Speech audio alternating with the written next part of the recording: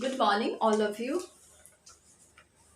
In the last class, I taught you Aristotle's theory of tragedy, the elements of tragedy, and what is hamartia, catharsis, peripety, anagnorisis, action in the play, and the six elements of tragedy. Today, I teach you Aristotle's theory of comedy. This is also very important. So, in his book, The Poetics, Aristotle also talks about the theory of comedy.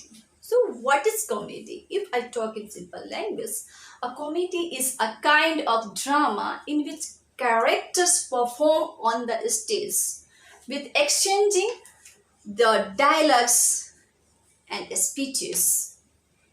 It is full of love, romance, humor, and light satire.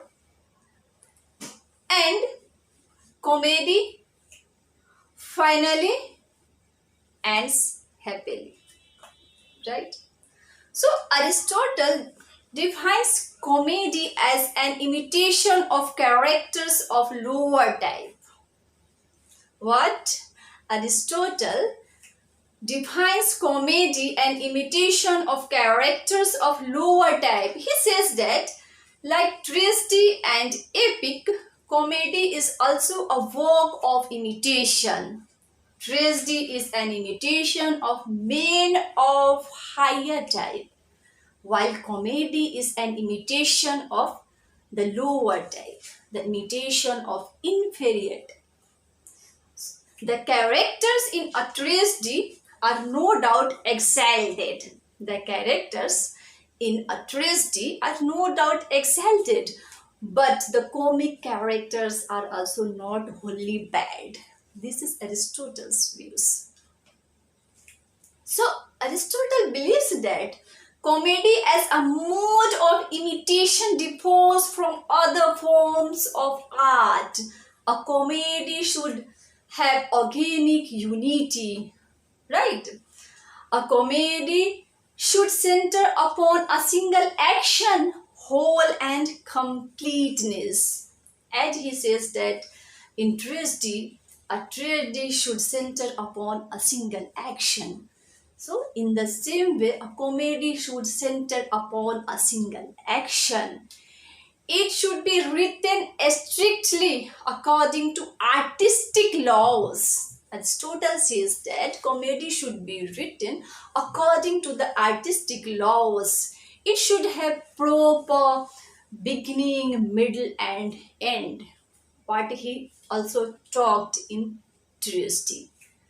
So Aristotle thinks that as plot is the soul of tragedy, so in comedy also plot should be the soul.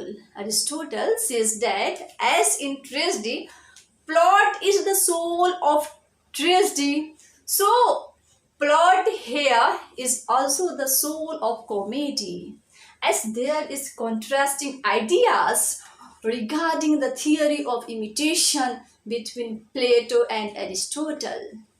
In the same way, Plato's theory of comedy differs from Aristotle's theory of comedy.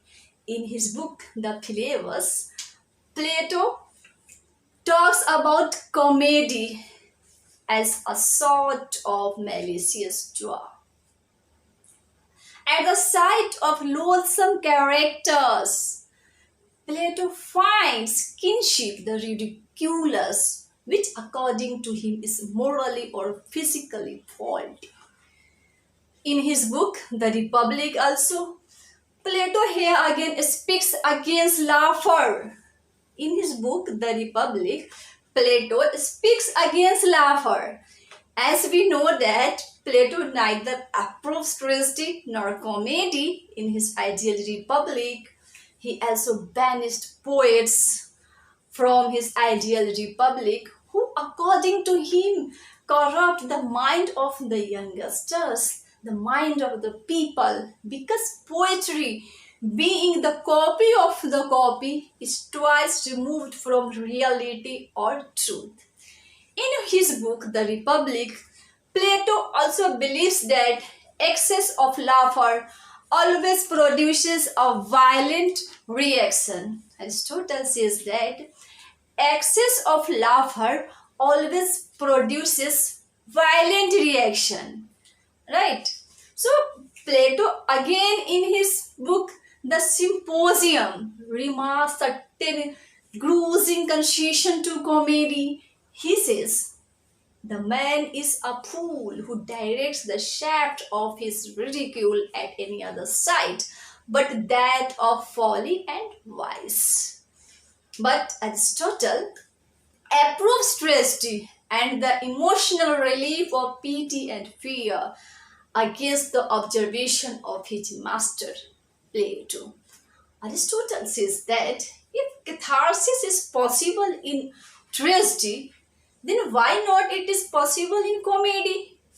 He believes that comedy can also provide proper catharsis of laughter. Understand? Comedy also provides some relaxation, as in his book, The Ethics. He asserts that the happy life is a life of virtue, and such a life is not one of mere amusement. In his book, Poetics, Aristotle regards that the main function of comedy is catharsis. What is catharsis? Catharsis means purification and purgation of the heart.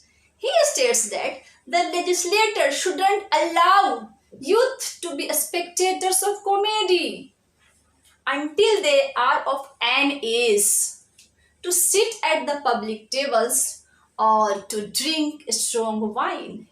He doesn't like young men enjoying the vices and follies depicted in comedy.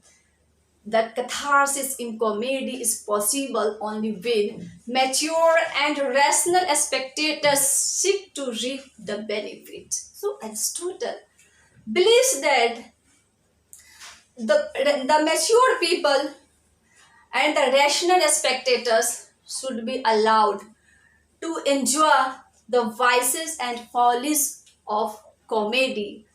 So the youth shouldn't be allowed to sit at the public tables or drink wine or enjoy the vice or follies of depicted in comedy.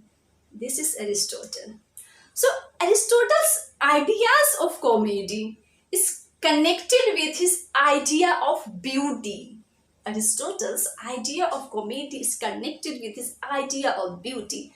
If beauty consists in proportion, harmony, and balance, then there is hardly any beauty in ugliness and defect, which are ridiculed in comedy.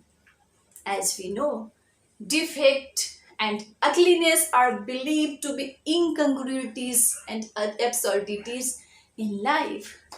Okay, so this is Aristotle's theory of comedy, right? So he says comedy is an imitation of people of lower type, inferior type, but tragedy is an imitation of characters of higher type. The characters in the tragedy are exalted.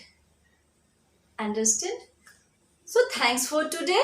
We meet in the next class. And now you can check my description box where I have shared the links of all my lectures, and you can watch those lectures and you can benefit from those lectures. That will also help you for your examination. Thanks for today. We meet in the next class.